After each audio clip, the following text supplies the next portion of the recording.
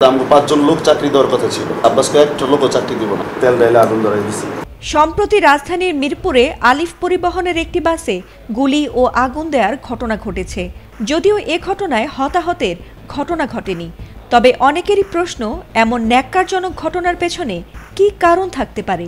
এবার এ ঘটনায় বেরিয়ে এলো এক চাঞ্চল্যকর তথ্য। ওই এলাকার সিসি ক্যামেরার ফুটেজে দেখা গেছে, মিরপুরের কাজীপাড়ায় 4 ব্যক্তি মেট্রো রেলের পিলারের কাছে আলিফ পরিবহনের বাসটিকে দাঁড় করায়। এরপর যাত্রীদের নামিয়ে 2 জন বাসে উঠে আগুন ধরিয়ে দেয়। এ সময় নিচ থেকে 2 রাউন্ড গুলিও ছোড়া হয়। এদিকে সিসি ক্যামেরার ফুটেজ বিশ্লেষণ করে সেনাবাহিনী দ্রুত অভিযান চালিয়ে রূপনগরের ইস্টার্ন হাউজিং এলাকা থেকে নেসার ও দীপু নামের 2 যুবককে আটক করে। পরে তাদের জিজ্ঞাসাবাদে বেরিয়ে আসে এক চাঞ্চল্যকর তথ্য। তারা জানিয়েছেন, চাকরি না দেওয়ার ক্ষোভ থেকেই বাসে আগুন দিয়েছেন তারা।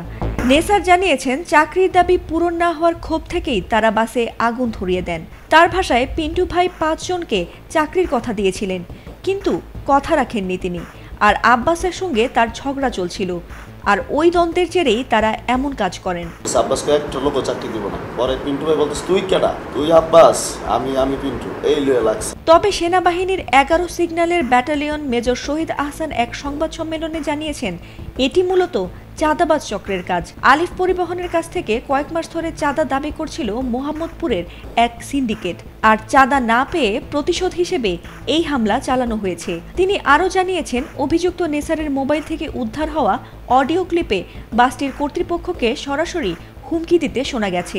এছাড়া ঘটনায় ব্যবহৃত অস্ত্র উদ্ধার হয়েছে এবং চক্রের মূল হোতা পিন্টুকে গ্রেফতারে অভিযান অব্যাহত রয়েছে বলে জানিয়েছে সেনাবাহিনী।